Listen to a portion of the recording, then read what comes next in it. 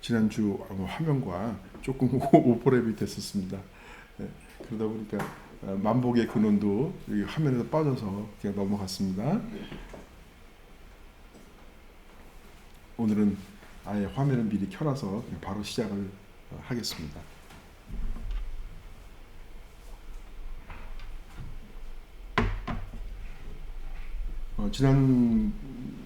지지난주에 제가 드렸던 말씀은 너무나 중요한 그 말씀이기 때문에 오늘 다시 한번 여러분들에게 말씀을 전하고자 합니다.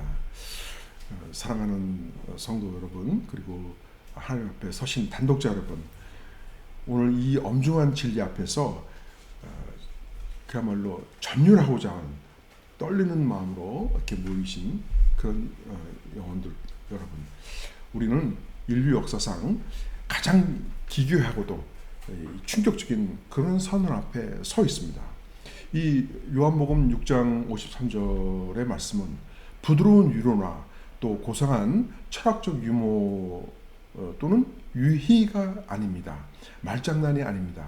그것은 우리의 실존을 뿌리채 흔드는 날카로운 칼이고, 우리가 안주하고 있는 이 가짜 생명을 도려내는 외과 수술입니다. 인자의 피를 마시지 아니하면 너희 속에 생명이 없느니라. 이 말씀이 선포되었을 때 그 자리에 있던 사람들의 그 반응을 한번 상상해 보십시오. 유대인들에게 이 피를 마시는 것은 율법적으로 엄격히 금지된 아주 가증스러운 그런 행위였습니다. 그것은 야만적이었고 불쾌하고 도저히 용납할 수 없는 그러한 신성 모독적인 발언이었습니다. 그러나 예수께서는 그들의 불쾌감을 누그러뜨리려고 하지 않으시고 오히려 더 강하게 밀어붙이셨던 것입니다. 왜입니까? 기독교는 인간의 비유를 맞추는 종교가 아니기 때문입니다. 이 그리스도인으로 살기 위해서 평생을 고민하고 고뇌하고 괴로워했던 덴마크의 위대한 철학자이고 신학자이기도 했던 쉐런 키르케고르는 기독교의 본질을 역설과 걸림돌로 이렇게 정의했습니다. 인간의 이성이 도달할 수 없는 이 지점에서 도저히 믿을 수 없는 것을 믿으라고 요구하는 것, 그것이 바로 믿음입니다. 예를 들자면 동정녀 마리아에게 그 처녀의 몸에서 한 번도 성관계를 하지 않은, 부부관계를 하지 않은 그런 그 처녀에게서 사람이 태어났다, 이걸 믿으라고 하는 것은 부조리죠. 믿을 수 없는 것이죠. 이건 우리들에게 그 일반 사람들에게는 걸림돌인 것입니다. 그런데 그가 분명히 태어났고 이 세상을 살아냈으며, 또한 그가 수많은 믿을 수 없는, 도저히 상상할 수 없는, 도저히 눈으로 보고도 믿겨지지 않는 그러한 신기한 그러한 기적들을 행하셨습니다. 그런데 더욱더 놀라운 것은 그가 분명히 십자가에서 피를 엄청나게 흘리면서 죽었는데, 그가 사흘째 되는 날 아침에 부활해갖고 짱 하고 수많은 사람들, 500명 이상의 수많은 그 성도들 앞에서 보이고, 그리고 그 500명 이상의 그 성도들 앞에서 하늘로 올라가시는 모습을 보여주셨던 것입니다. 이게 역설이죠. 그야말로 대반전 아니겠습니까? 그런 것을 믿을 수 없는 것을 믿는 것, 이것이 바로 믿음입니다. 오늘 우리는 예수 그리스도께서 말씀하신 이 피의 요구를 통해서 우리가 그 덮고 있는 우리 종교적인 어떤 그 가식의 껍데기를 벗겨내고 하나님 앞에 홀로 선 단독자로서의 운명을 마주하려고 합니다.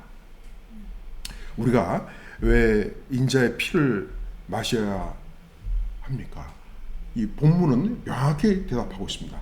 마시지 아니하면 너희 속에 생명이 없다. 즉 우리는 지금 이렇게 살아있는 것처럼 보이지만 실제로는 죽어있는 존재라고 하는 것입니다. 우리 인간의 본질적인 상태는 절망 그 자체입니다. 우리는 이 절망을 세 가지 부류로 분석할 수 있습니다. 하나는 자신이 절망하고 있는 그 상태임을 모르는 절망. 그저 자기가 세속적인 즐거움과 세속적인 성공에 취해가지고 살아가고 있는 그 어떤 영적 공허의 상태를 잊고 살아가는 상태. 많은 믿지 않는 사람들이 그렇게 살아가고 있지 않습니까? 돈을 엄청나게 벌면서 거기에 만족해하고 또 우리가 요즘에 흔히 접하고 있는 것들을 좀 예를 들자면 검사.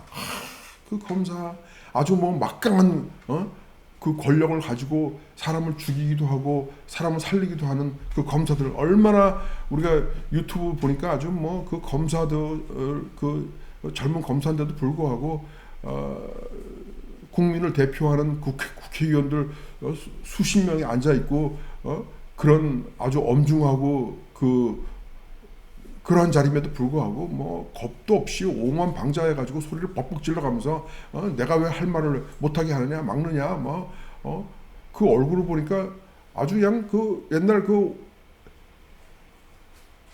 80년이니까 이제로부터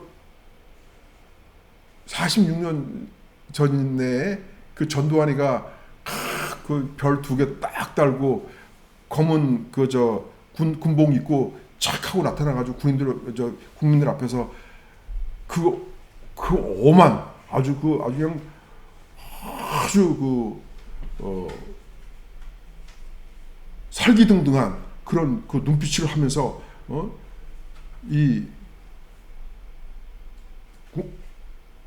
자기가 모든 그 합동수사본부장이 되었고 계엄을 선포한다. 그 아주 무시무시한 그 장면의 그 얼굴, 그 엄한 얼굴, 그야말로 정말 감히 잘못 건드렸다가는 정말 죽음을 맞이할 것도 같은 그런 무시무시한 얼굴을 쫙 하고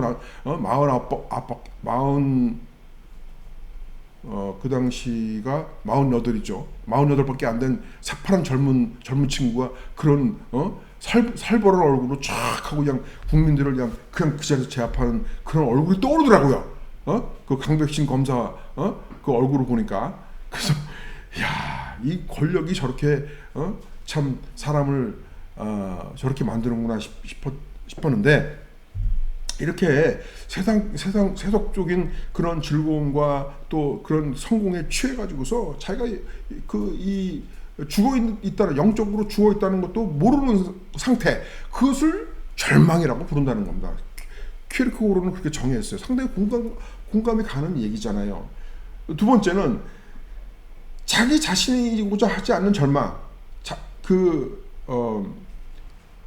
원래 우리는 하나님의 형상으로 지음받은 자들로서 하나님의 형상을 닮아가야 되는데 그 원래의 그 하나님의 형상으로 닮으려고 하는 그런 뜻이 전혀 없이 그냥 자기의 그 죄성을 견디지 못하고 자기의 그 감정과 자기의 그 성질과 자기의 그 뜻대로만 살고 싶어서 원래 하나님의 형상을 회복하는 그런 존재가 되고 싶은 마음이 추호도 없이 그냥 세상 속으로 도망치는 상태, 이것을 절망이라고 그렇게 정의를 한 거예요. 이 쉐렌 키르케가르드라고 하는 그 신학자는.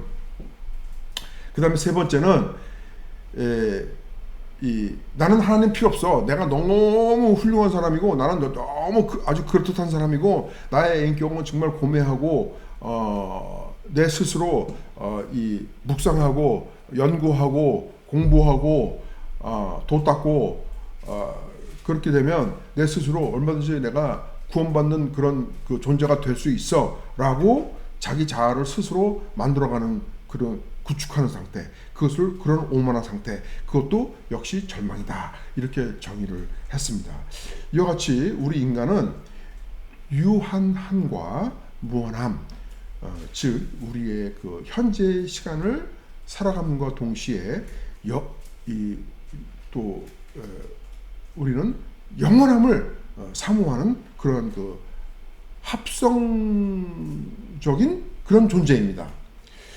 우리는 흙으로 빚어져서 썩어 없어질 존재이면서도 영혼을 사모하는 그런 마음을 가진 그런 모순적인 그런 존재인 것입니다. 이 양극단 사이에서 균형을 잡으려고 애쓰지만 또 영원하신 하나님의 그 뜻에 맞춰지는 그런 삶을 살아가려고 하지만 우리 안에 내재되어 있는 그 죄로 인해서 우리의 그 균형은 늘 깨지고 맙니다. 그런데 오늘 성경의 본문 말씀에서 인자의 피, 그리스도의 피는 우리의 이러한 절망을 폭로합니다. 십자가는 우리 인간의 모든 지혜와 도덕적인 노력이 철저히 실패했음을 증명하는 그러한 현장인 것입니다. 우리가 고귀하다고 여겼던 모든 것들이 그리스도의 피 앞에서는 무가치해집니다. 우리가 먼저 이 절망의 심연, 절망의 깊은 곳, 절망의 깊은 심연은 이제 그 연자가 그 연못 연자거든요. 그러니까 이 절망의 깊은 바닷속으로 들어가 보면 나는 아무것도 아니고 내 안에 진정한 생명이 없다라는 그런 자각에 이르지 못한다면 그리스도의 피는 그저 한낱 역겨운 액체에 불과할 것입니다. 오직 목말라 죽어가는 자만이 그리스도의 피를 생명으로 받아들일 수 있습니다. 그런데 많은 지성인들이 이 기독교를 과거의 기록으로 취급합니다. 그들은 2000년 전 그 중동 이스라엘 지역에서 일어났던 그 사건들을 객관적으로 분석하고 비판합니다. 2000년 전에 일어났던 사건이 도대체 나하고 무슨 상관이 있느냐 하는 것입니다. 아니면 그때 그 사건은 우리에게 훌륭한 교훈을 남기는 것이고 우리는 그 교훈을 가슴에 깊이 새기면서 살아가면 된다라고 생각을 합니다. 그리고 그것이 곧 믿음이라고 생각합니다. 그러나 여러분, 그리스도는 역사적 유물이 아닙니다. 2000년 전에 오셨던 예수 그리스도는 우리에게 동시대를 살아가게 하시는 분입니다. 즉 동시적인 분입니다. 동시적인 존재입니다. 그리고 그가 행했던 십자가의 사건은 우리에게 동시적인 사건이 되는 것입니다. 우리는 예수 그리스도와 그의 십자가 사건을 동시적 존재와 동시적 사건으로 받아들여야 합니다. 그것이 믿음입니다. 상상해 보십시오. 당신이 지금 여러분이 골고다 언덕 십자가 밑에 그 그리스도의 십자가 밑에 서 있다고 지금 상상해 보시기 바랍니다. 예수 그리스도의 옆구리에서 피가 철철 흘러나오는데 그 피가 여러분의 머리 위에 지금 흐르고 있습니다. 내 얼굴을 감싸고 흐르고 있습니다. 여러분은 그 피를 수건으로 닦아내시겠습니까? 아니면 그 피를 받아 마시겠습니까? 이것이 바로 동실성의 문제입니다.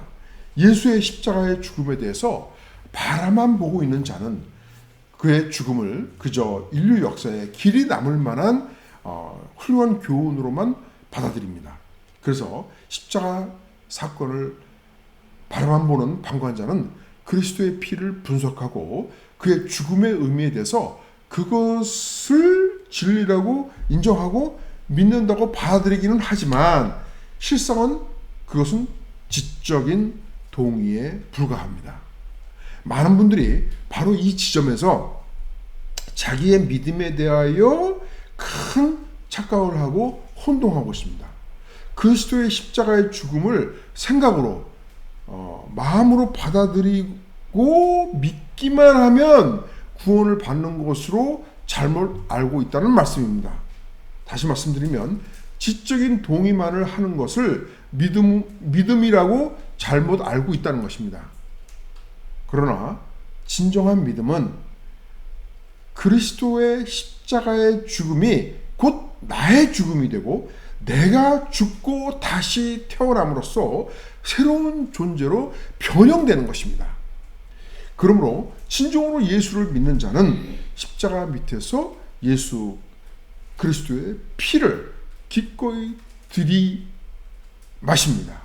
십자가의 죽음을 지켜만 보는 방관자는 그 피의 화학적 성분은 무엇인가? 라고 묻지만 믿음을 가진 자는 이 피가 나의 죄를 씻기는가를 묻습니다. 인자의 피를 마시는 자의 축복은 바로 이 주관적인 내가 어떻게 받아들이느냐 하는 그에 따라서 내가 받아들이는 자, 나의 주관에 의해서 받아들이는 자, 그 객관적인 진리를 나의 주관으로 받아들이는 자, 나를 위해서 죽으신 그리스도라는 어떤 그 절대적인 확신 속에서 존재하는 것, 이것이 바로 진정한 믿음인 것입니다. 그것은 지식이 생명으로 변환되는 순간입니다. 즉 단순한 지적인 동의가 아니라 영원한 구원의 생명으로 대치되는 순간인 것입니다. 우리가 그리스도를 동시적 존재로 받아들이고 십자가 사건을 동시적 사건으로 잠깐만요. 지금 이 배터리가 오케이. 제가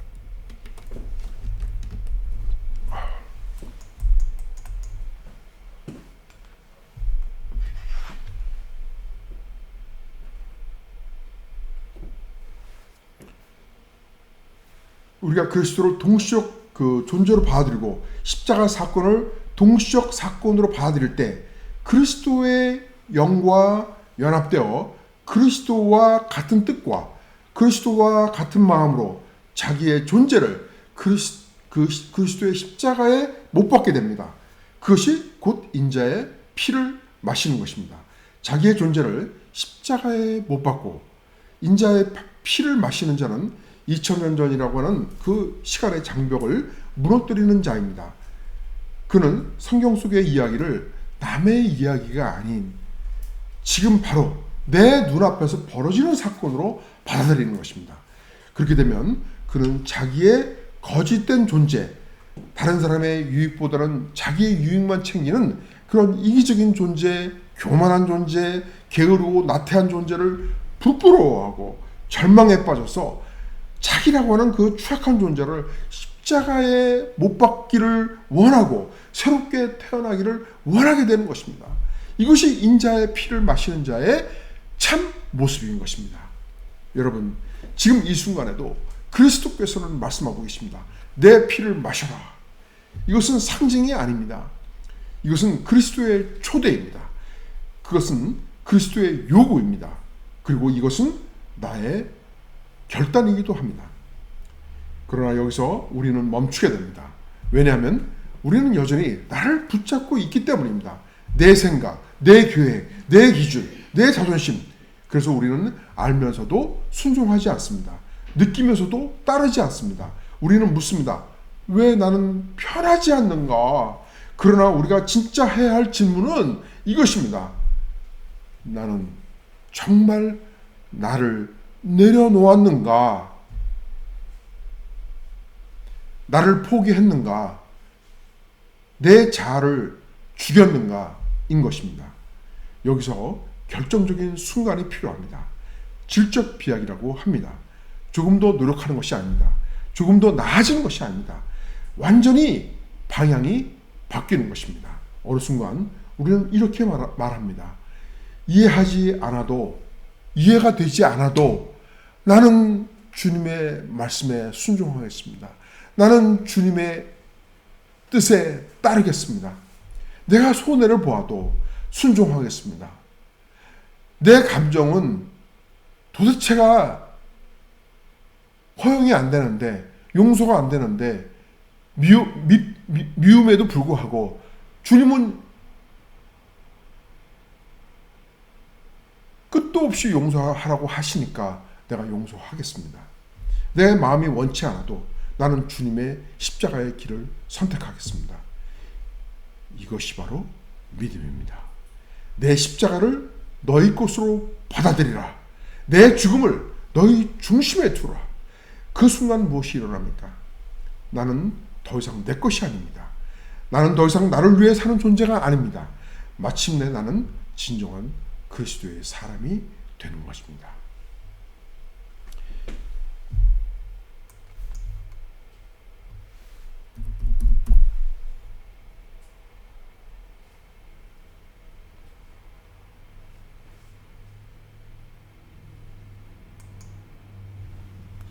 이제 우리는 오늘 말씀의 그 핵심인 축복에 대해서 말씀드리고자 합니다. 인자의 피를 마신 자, 즉 이 믿음의 결단을 내린 자의 그 생애 마감과 그 결과는 어떠할까요? 여기에는 이 두 가지 역설적인 차원이 존재합니다. 즉 반전이 존재하는 것입니다. 하나는 실존적 축복으로서 인자의 피를 마신 자의 그 내면적인 축복은 자아의 죽음입니다. 왜 축복이라고 할 수 있습니까? 내가 하는 것이 아니기 때문입니다, 여러분. 내가 결단을 내렸지만 그 내가 내리는 이 결단이 사실은 내가 하는 것이 아니고요. 성령님이 내 안에서 나를 움직이고 계시는 것입니다. 나를 변화시키고 계시는 것입니다. 왜냐하면 하나님께서 창세 전에 나를 선택하셨기 때문입니다. 그의 시간표 안에 있으셔서 그 하나님의 그 시간이 됐을 때 그를 신학 용어로는 카이로스라고 합니다. 카이로스. 우리는 일반적인 우리가 쓰는 시간이 있잖아요. 그 우리가 일반적인 시간을 신학 용어로 사실은 그리스어인데요. 즉 헬라어인데 그 크로노스라고 합니다. 크로노스. 그럼 크로노스 하면은 우리가 일반적으로 쓰는 시간 그런 뜻이에요. 근데 그 시간은 시간인데 하나님의 시간 그거를 카이로스라고 합니다. 카이로스. 그 카이로스 그 하나님의 시간대 됐을 때 시간대가 됐을 때 하나님께서 성령님을 통해서 나를 움직이시는 겁니다. 나를 변화시키는 것입니다. 그렇기 때문에 내가 결단하고 내가 인자의 피를 마시는 그런 결단을 내림으로써 내가 그리스도의 형상으로 그리스도의 그 존재로 변환되는 것, 전환되는 것, 변형되는 것, 내 자아가 변형되는 것, 이것은 하나님의 축복에 의한 것입니다. 내가 훌륭해서 내가 믿음이 좋아서가 아니라 하나님께서 나를 선택하셨고 나를 그렇게 변화시켜 나간다는 증거인 것입니다. 그렇기 때문에 축복이라고 할 수 있는 것입니다. 인자의 피를 마시는 자의 이러한 내면적인 축복은 우리의 자아의 죽음이고 피는 생명이기 때문에 인자의 피가 그리스도의 피가 내 안에 들어오는 순간 나의 낡은 생명은 이제 자리를 내어주어야 합니다. 이것은 부드러운 교체가 아니라 처절한 영적 전쟁입니다. 나와의 싸움인 것입니다. 나의 고집, 나의 지적인 교만, 내가 인생의 주인이라는 그런 망상이 그리스도의 피에 녹아서 사라지게 됩니다. 이것은 자기 부정에 나를 부정하는 것, 나를 부인하는 것의 극치인 것입니다. 자기 자신을 하나님 앞에 완전히 제로로 만드는 것, 그리하여 하나님이 내 안에서 나의 전부가 되게 하는 것, 이것이 인자의 피를 마시는 자가 얻게 되는 자아의 축복입니다. 이 자아의 죽음이 없이는 진정한 나의 생명의 부활, 그리고 예수님이 다시 오셨을 때 얻게 되는 육신의 부활도 없습니다.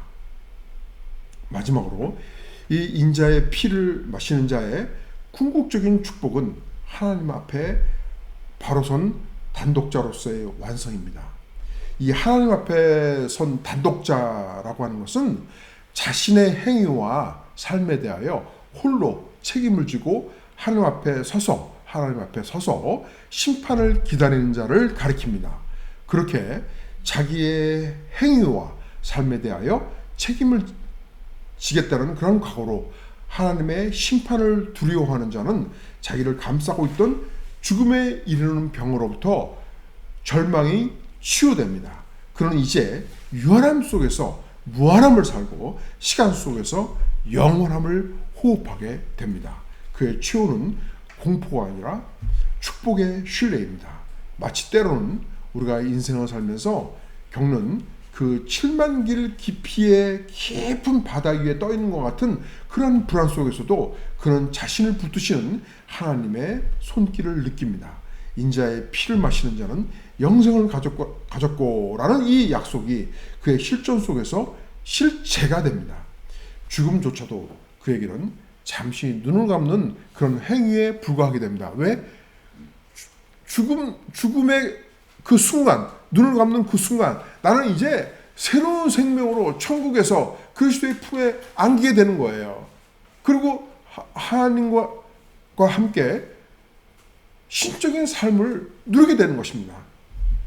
그리고 그것은 영혼이 그렇게 신적인 삶을 사는 거지만 때가 됐을 때 그 영혼의 존재로 천국에 있던 영혼이 신비로운 육신의 몸을 갖게 되는 거예요. 그리고 신비로운 육신의 몸을 갖게 되고 그 죽은 성도들과 함께 살아있는 이 지구상의 성도들을 향해서 와요. 그리고 그 살아있는 성도들을 이렇게 예수님이 맨 앞장에 서 있으면 뒤에 육신을 가진 성도들이 있잖아요. 그리고 끌어올리는 거예요. 하늘로. 그래서 그 살아있는 성도들을 끌어올려가지고 같이 이제 천국 속으로 들어가는 거예요. 이것이 영원한 신적인 육신을 가진 그런 삶인 것입니다.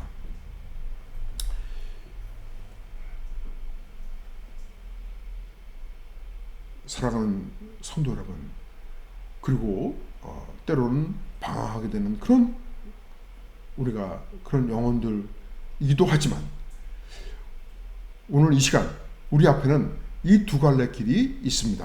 하나는 세상 속에서 머물면서 피에 대해서, 그리스도의 피에 대해서 토론만 하다가, 생각만 하다가, 지적인 동의만 하다가 죽어가는 길이고, 다른 하나는 비록 부조리 말도 안 되는 것 같이 보일지라도 그리스도의 피를 마시는 길입니다. 성경은 우리에게 믿음의 비약을 촉구합니다. 수영하는 법을 책으로 배우는 사람은 결코 물에 뜰 수 없습니다. 일단 물속으로 몸을 던져야 합니다. 마찬가지로 그리스도를 연구하는 것만으로는 절대로 생명을 얻을 수 없습니다. 그분의 고난과 피에 여러분의 전 실존을 던져야 합니다. 여러분의 인생이 때로는 비참하게 느껴지십니까? 마음 깊은 곳의 공허가 여러분을 괴롭힐 때가 있습니까? 그것은 여러분이 인자의 피를 갈구하고 있다고 하는 그런 영혼의 신호입니다. 세상의 오락과 지식으로 그 구멍을 메우려 하지 마십시오. 그것은 밑빠진 독에 물붓기인 것입니다. 오직 인자의 피만이, 그리스도의 피만이 우리의 근원적인 절망을 씻어낼 수 있습니다. 그 피를 마시는 자의 최후는 세상이 말하는 파멸이 아니라 하나님의 품 안에서의 영광스러운 안식인 것입니다. 이제 자기의 행위로 인한 심판에 대한 책임을 지는 단독자로서 결단을 내리십시오. 세상 것들에게 눈을 돌리지 마십시오. 오늘 이 순간 십자가의 예수를 당신의 여러분들의 동식인 주님으로 영접하고 그분의 피를 마십시오. 그 끝에서 여러분은 비로소 죽음을 이긴 참된 자신을 만나게 될 것입니다. 인자의 피를 마시고 죽음을 지나 영원한 생명의 나라로 들어가는 우리 주 그리스도의 축복이 여러분 모두에게 있으시기를 간절히 소원합니다. 아멘.